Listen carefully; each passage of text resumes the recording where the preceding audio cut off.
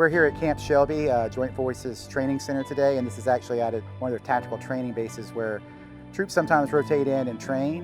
One of the great opportunities that we have here at Camp Shelby is that we're able to take things out of the lab and out of our control, even our high bay where we scale things up, and take them to a more challenging, austere location. Here we're pretty far away from things. You know, we can't just run to Home Depot and go get what we need. So it sort of reflects some of the challenges that people, our troops and other people would see in the more austere environments. Being able to demonstrate and validate technologies down here is a huge asset. So part of that training is we look at some of their wastewater, specifically Greywater, where we have shower water and sink water, and sometimes laundry water, and we capture that here in our test bed here. And so what we're looking at is, can we effectively reuse that gray water for other purposes? And so toilet flushing, vehicle washing, dust suppression, industrial cooling, things like that. So lots of things, irrigation, lots of things you could do with the water if you were to reuse it.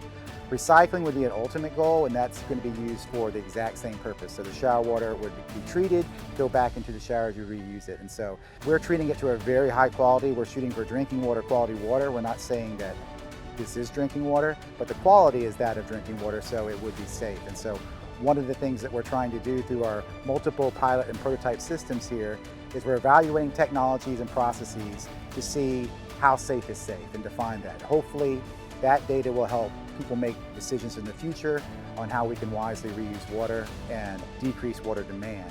Water is wasted, and we have wastewater. So typically, we have big ticket items that we don't even think about, right? So we have the water we drink for hydration, we think about that. But then we also have water that we use for showering, we use for laundry, we use all these things. And so as we have climate change, as we have, increasing populations, population shifts, changing demand, and just a lot of uncertainty in terms of, are we going to have the water supply that we need to meet that future demand? And there are studies that are showing that we are going to have a significant population that will be facing water scarcity or living in a water scarce region.